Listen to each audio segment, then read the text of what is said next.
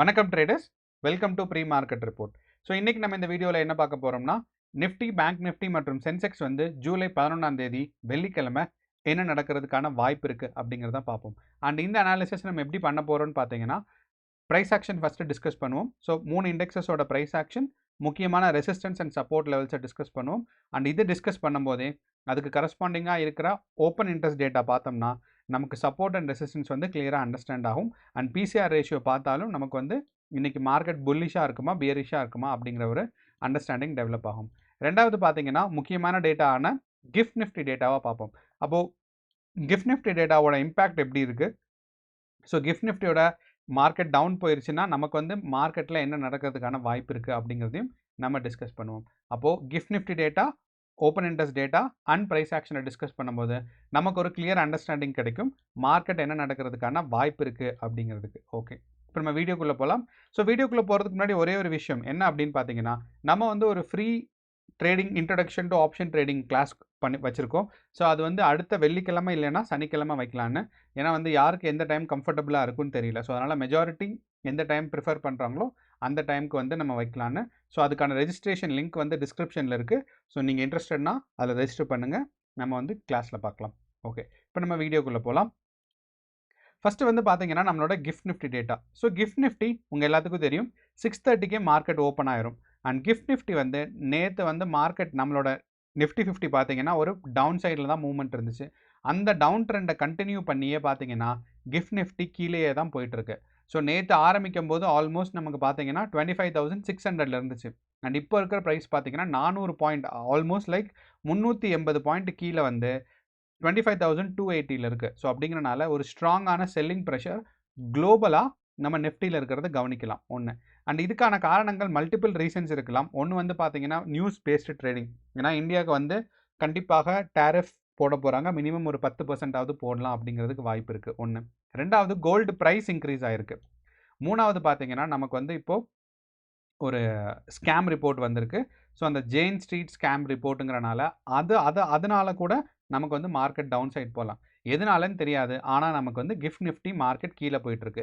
And நேற்று நமக்கு market close ஆகும்போது ஆல்மோஸ்ட் லைக் 3:30க்கு பார்த்தீங்கன்னா 25,400 இருந்துச்சு. அண்ட் இப்போ பார்த்தீங்கன்னா 25,280 தான் இருக்குது. ஸோ அப்படிங்கிறனால ஒரு 180 பாயிண்ட்ஸ் வந்து கீழே குறைஞ்சிருக்கு அப்படிங்கிறத நம்ம மறந்துடக்கூடாது. அப்போ இந்த ஒரு காரணத்தினால நம்ம இன்னைக்கு டவுன் சைட் இல்லைன்னா ஒரு கேப் டவுனே நம்ம எதிர்பார்க்கலாம் 3 இண்டெக்ஸஸ்லையுமே. ஸோ அப்போது இன்றைக்கி வந்து நம்ம கிஃப்ட் நிஃப்டி டேட்டா வச்சு நம்ம பார்க்கும்போது ஒரு கேப் டவுன் எதிர்பார்க்குறது ரொம்ப ரொம்ப சாதாரணமாக இருக்கும்னு நான் எக்ஸ்பெக்ட் பண்ணுறேன். அண்ட் நமக்கு நிஃப்டி அண்ட் பேங்க் நிஃப்டியில் கேப் டவுன் வந்துச்சுன்னா நம்ம வாலடைலிட்டி இன்க்ரீஸ் ஆகணும். ஓகே, கேப் டவுன் வந்துச்சுன்னா வாலடைலிட்டி இன்க்ரீஸ் ஆகணும். ஸோ அதை நீங்கள் ரெஃபர் பண்ணிக்கோங்க. ஸோ கண்டிப்பாக இந்தியா விக்ஸ் டேட்டாவில் நமக்கு வந்து ஒரு ஃபஸ்ட்டு ஒரு 3-4 கேண்டில்ஸ் ஒரு 10-10:30க்குள்ளேயே பார்த்தீங்கன்னா நமக்கு வந்து ஒரு ஸ்ட்ராங்கான க்ரீன் கேண்டில் வந்தால் தான் இன்றைக்கி மார்க்கெட் டவுன் சைட் ட்ரெண்டை கண்டினியூ ஆக போகுதுன்னு அர்த்தம். அப்போது கிஃப்ட் நிஃப்டியில் நம்ம கேப் டவுன் இல்லைன்னா ஒரு பியரிஷ் ப்ரெஷர் தெரியுது.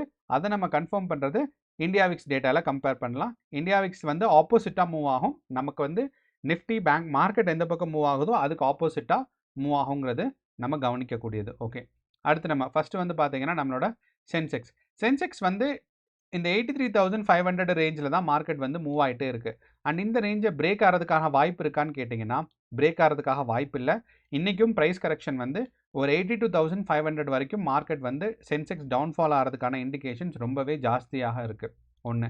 ரெண்டாவது, அப்போ இந்த இண்டிகேஷன் ஜாஸ்தியாக இருக்குதுன்னு சொல்கிறேன்னா, ஏன்னா நமக்கு வந்து ஒரு 3 days ஆஃப் கன்சாலிடேஷன். ஃபஸ்ட்டு இங்கே இருந்துச்சு, செகண்ட் இங்கே இருக்குது. ஸோ இந்த 2 தடவையுமே மார்க்கெட் மேலே போயிட்டு கீழே வந்துருச்சு. ஸோ 2 தடவை இந்த மாதிரி டெஸ்ட் பண்ணியிருக்குன்னா 3ஆவது தடவை மேலே போகும், அப்படி இல்லைன்னா கீழே வந்துடும் அர்த்தம். ஸோ இப்போ இன்றைக்கி ட்ரெண்டை பார்க்கும்போது நமக்கு ப்ரைஸ் கரெக்ஷன் எக்ஸ்பெக்ட் பண்ணலாம் அப்படிங்கிறது தான் தோணுது. ஸோ இந்த ஒரு ப்ரைஸ் ஆக்ஷனால் first time testing, second time testing, so 2 தடவையுமே ஃபெயில் ஆகிட்டனால நமக்கு வந்து ஒரு லோவர் லோ தான் ஃபார்ம் ஆகிருக்கு. அந்த ஒரு காரணத்தினால இன்றைக்கி ப்ரைஸ் கரெக்ஷன் வர்றதுக்கான எக்ஸ்பெக்டேஷன் ரொம்பவே ஸ்ட்ராங்காக இருக்குது. அடுத்து நம்ம ஓப்பன் இன்ட்ரெஸ்ட் டேட்டா நம்ம சென்செக்ஸை பார்த்தோம் அப்படின்னா ஓப்பன் இன்ட்ரெஸ்ட் டேட்டாவில் ஸ்ட்ராங்கான ரெசிஸ்டன்ஸ் பில்ட் ஆகிருக்கு. ரெசிஸ்டன்ஸ்னால் கால் ஆப்ஷன்ஸ் அதிகமாக இருந்தால் அந்த அந்த அந்த இடத்துல பார்த்தீங்கன்னா ஒரு ரெசிஸ்டன்ஸ் பில்ட் ஆகிருக்குன்னு அர்த்தம். அப்போது 83,500 ஒரு ஸ்ட்ராங் ரெசிஸ்டன்ஸ் பில்ட் ஆகிருக்கிறனால இந்த ரேஞ்சை பிரேக் பண்ணுறதுக்கு வாய்ப்புகள் கம்மி. ஸோ அப்போ மார்க்கெட் மேலே போனாலும் இங்கேருந்து திருப்பி டவுன்ஃபால் ஆகும். ஸோ என்னதான் இருந்தாலும் ஒரு டவுன்ஃபால் மார்க்கெட்டுங்கிறது நம்ம ஒரு எக்ஸ்பெக்ட் பண்ணுறது தான் சென்செக்ஸில். அண்ட் சென்செக்ஸோட பிசிஆர் ரேஷியோ பார்த்தீங்கன்னா ஓவர் பாட் கால்ஸ் இருக்குது, அதாவது 0.65 இருக்குது.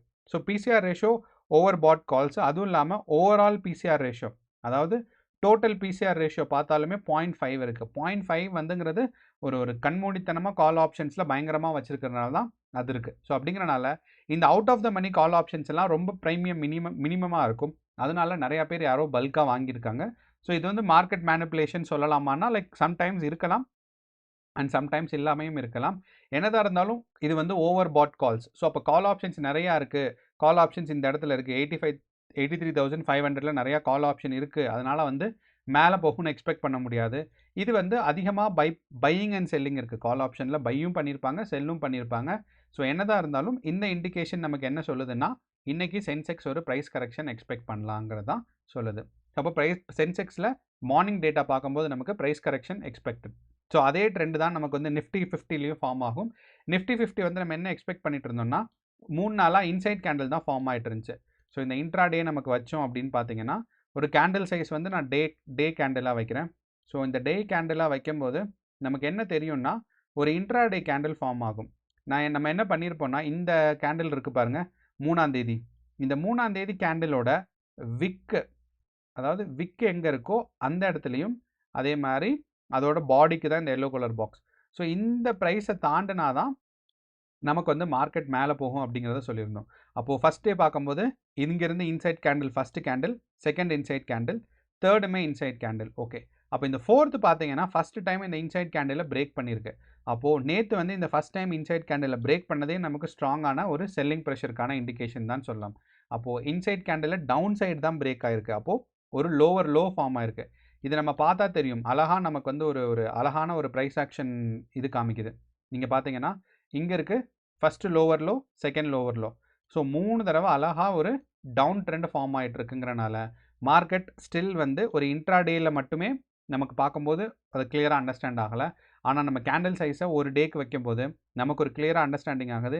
என்னென்னா ஜூன் 27ஆம் தேதியிலேருந்து ஒரு டவுன் சைட் ட்ரெண்டுக்கு தான் வந்துட்டு இருக்கு நம்மளோட நிஃப்டி 50ங்கிறது.